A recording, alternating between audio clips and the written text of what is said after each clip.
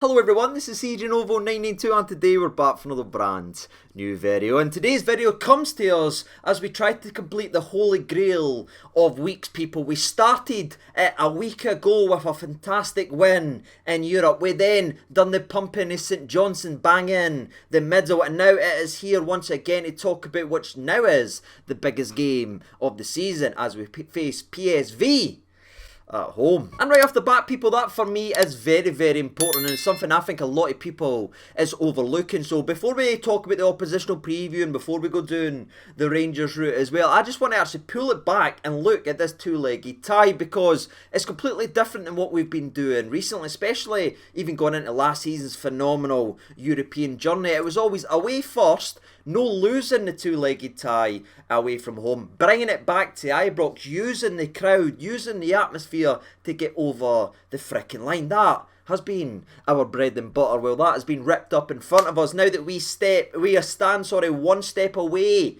from the Champions League, it's almost fate that it's flipped, people, and now we have the home game first. It's on us to do the initiative and get there and give us something to go away from home for and fricking protect. So everything has been flipped here. So now the first game is now our most important out of the two, because it's on us to go out there and they hangs the mora. So for me, that change right there is going to be very interesting to see how Giovanni handles that, because he's been very cautious and protective in the first leg, then gone for it in the second. Will he do that again at home? I don't think so, people. It might be the exact opposite, so look out for that. But again, before we go any further at that, because there is a lot of things to discuss from the Rangers perspective, let's pull in the reins and start with the oppositional preview then, shall we? And speak about a classic name in world football, PSV Eindhoven. Now, it's got to be said that PSV come into this game versus Rangers having a phenomenal red-hot start to the season. I mean, they kicked it off with a 5-3 win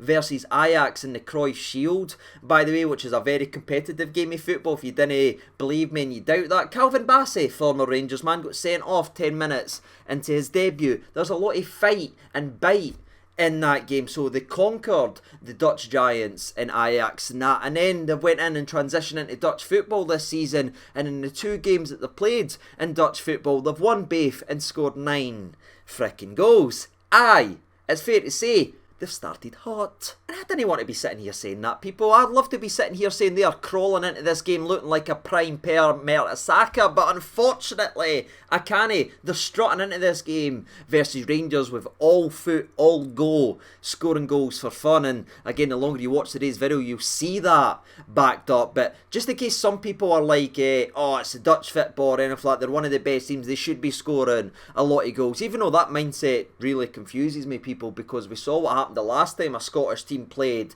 a Dutch side in a European qualifier.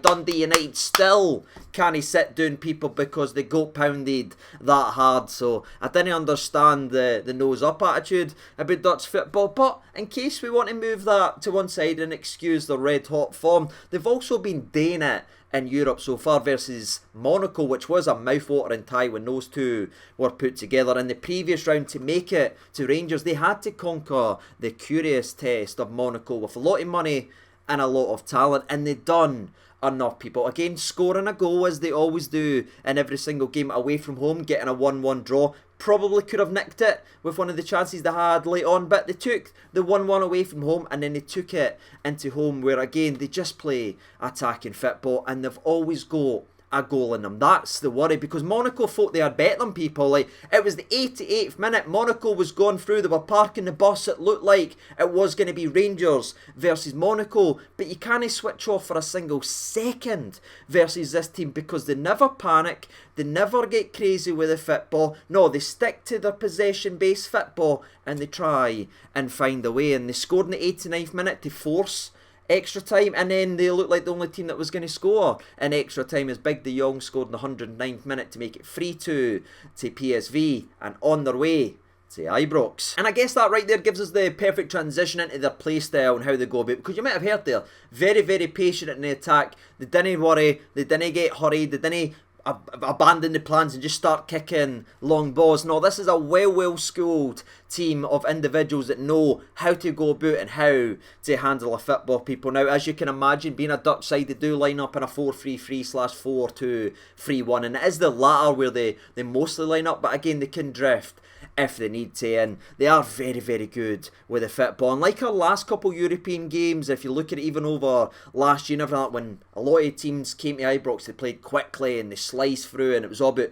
1-2, go, shoot, 1-2, go, shoot. This team is more than capable of just slowing the tempo down enough, passing about and waiting for the space, very similar to what Gio tries to have us doing in certain games as well, keeping the ball moving side to side and wait for the opportunity. And unlike a lot of teams that we've played recently where it's been a fullbacks, getting it wide and whipping it in, this is an outfit that likes to attack the middle of the park, again using the passes, because the way they line up with the 4-2-3-1 in the middle, they can all change and move here or there. They've got freedom to move, and that kind of leads me to their main key player in my opinion, and yes, addressing the elephant in the room, and no, it's not me, alright? Dinna be mean, troops, dinna be mean. I'm talking about the real elephant in this tie. Joey Veermans, finally, at Ibrox. Unfortunately, he's wearing a PSV kit. That's right, the man we all wanted to give us Champions League football last season, the man that was this close to being a possible Ranger, now stands in our way to making the Champions League. If that's no fate, I don't know what is, people. It almost seems made up, but that's it. The guy we wanted a year ago to get us it now stands in our way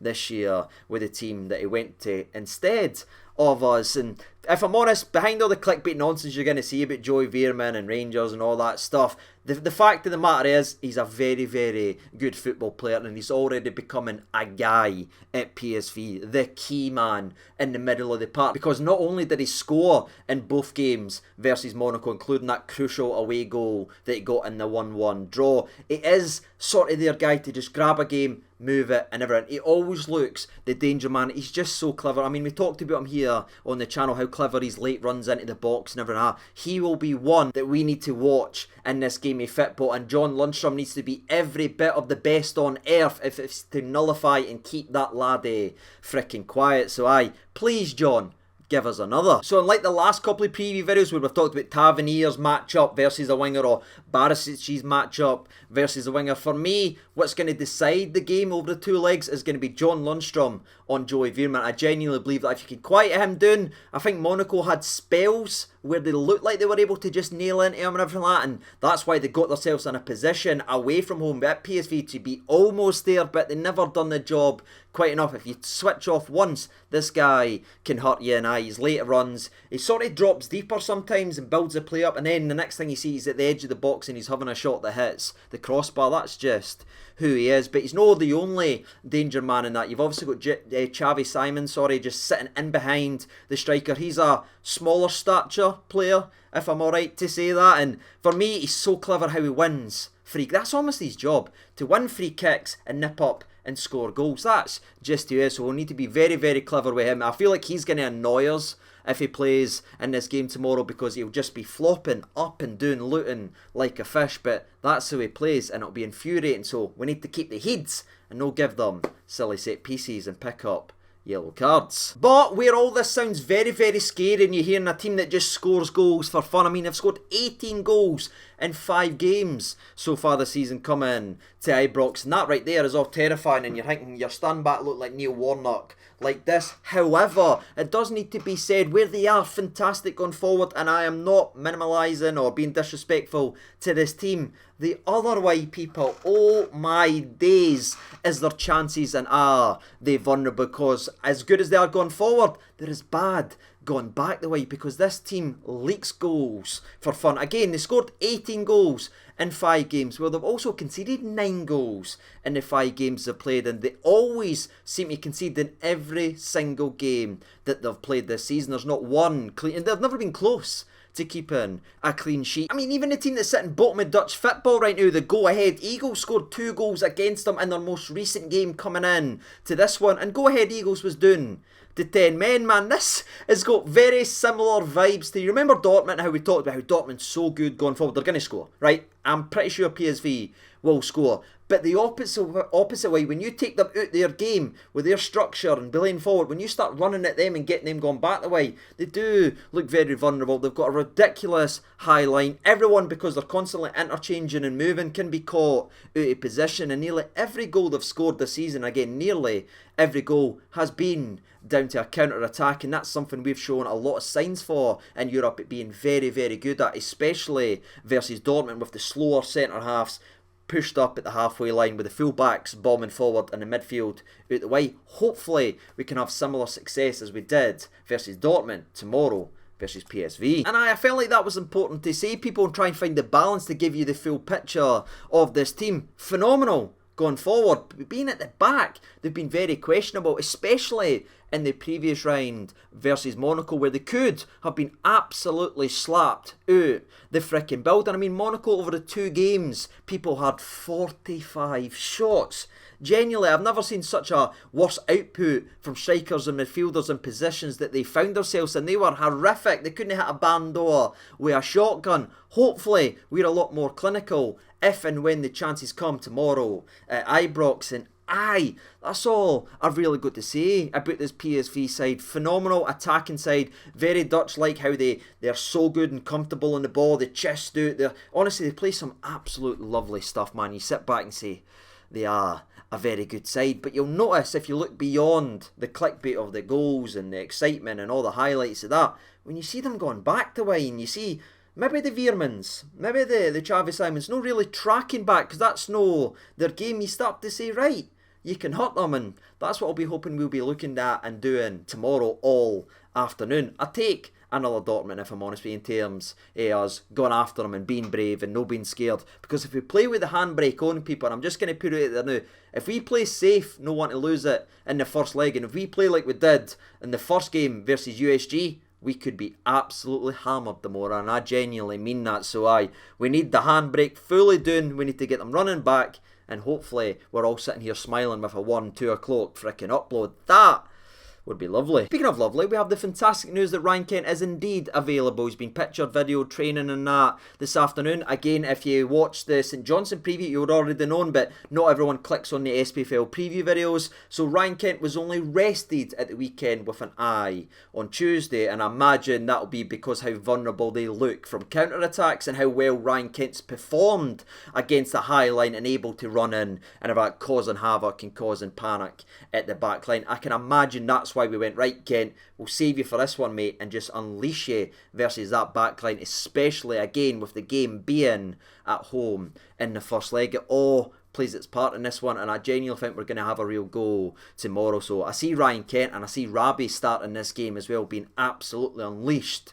down that right hand side, because it's been there, the proof's in the pudding, people. They're very vulnerable at the wing back positions. But that does lead me to my next major talking point, because a lot of people talk about Barisic. Is this the time for Ridvan? Imagine that'll be a conversation piece now. Ridvan is able to go and everything like that. But for me, I actually genuinely believe he might go down the Barisic route, what does change thing in the back line, because for me, does Ben Davies probably deserve to start from given the weekend? Probably, and I imagine that will be it. But I don't know, I just feel like maybe Gio will go with maybe a Sands at the centre-back situation and play a similar back three as he did versus USG, because in the second leg you might have noticed Barisic was played more as a left centre-back than anything, in line with the back three rather than the sort of wing-back going forward. That's the way we moved that shape, and I just feel maybe Gio will do that again with Barisic left centre-back, Connor Goldson and Sands amongst the back three, and that could be interesting, and it is a big decision. But again, they are a team that attacks most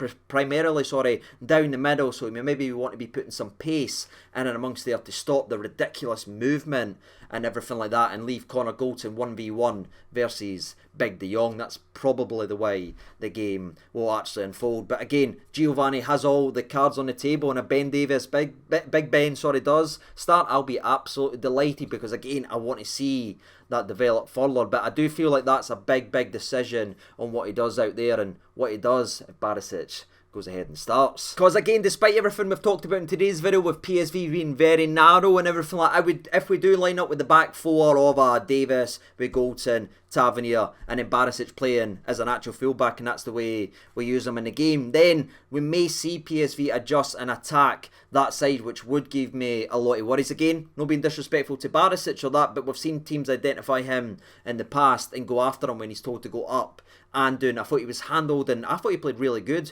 versus USG with a more restricted role. So I think that's going to play a massive part in the actual game, ladies and gentlemen, along with the striker discussion. And I'm going to keep this short and sweet, people, because I feel like most people know exactly where I'm going to go with this one now. But I believe that Čolak once again should start. I think he should keep starting until he stops scoring, ladies and gentlemen. It might just be me being crazy and everything. I know Morelos is even closer to going there, and he's Mr. European Night for us, a record goal scorer in Europe. I know, but if it ain't broke, then he fix it. The big man's looking sharp, he's looking dangerous, and I just feel like he could potentially get another freaking goal. You didn't take somebody off when they're on a hot streak, you know what I mean? So you can shout at me. I'll keep this one short because I know you're going to go off your nut, because I've seen a lot of the comments saying, right, Craig, he can start in the SPFL, but Morelos on Tuesday. I think we keep with it. I think Čolak keeps his place, ladies and gentlemen, and then we bring Morelos on in the second half if we need a little bit more and continue to build the Alfredo back up that way, because again, despite him scoring, I still see signs that he's not quite up to that level. Not that he should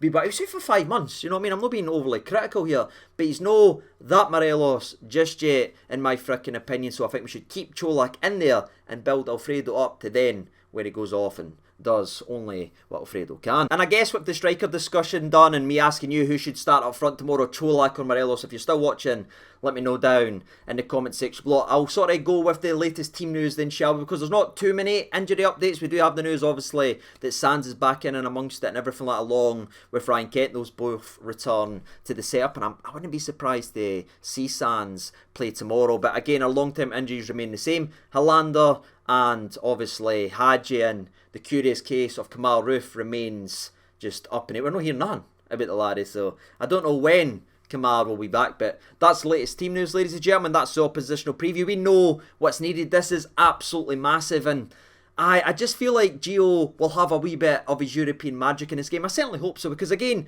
despite me voicing my displeasure about some of the handbrake stuff and that, people think I hate Gio. No, I love Gio. I want Gio in. You know what I mean? Gio frustrates life at me sometimes, but I just hope it gets it right this afternoon, tomorrow, sorry, and we end up having a very good game. I'm buzzing for it. It's setting up to be an absolute blockbuster. I think both teams are going to score. I think it's going to be heart attack, a second going one way, and then, yes, the other.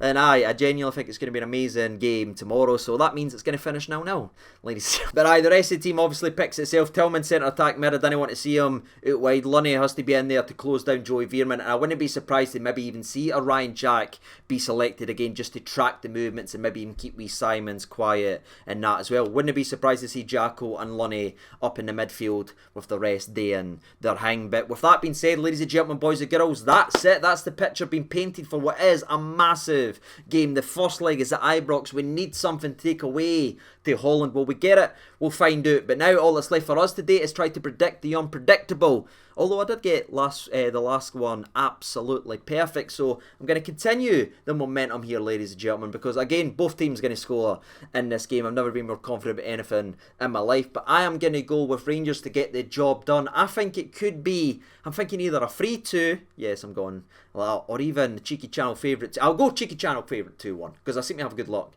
when I picked that. Rangers 2, PSV 1, and I expect fireworks. What about you? Make sure you let me know down in the comment section below. And as always, I've been Siege over into it. I'll see you tomorrow, win, lose or draw after the game. Take care of yourselves, all the best, and bye-bye.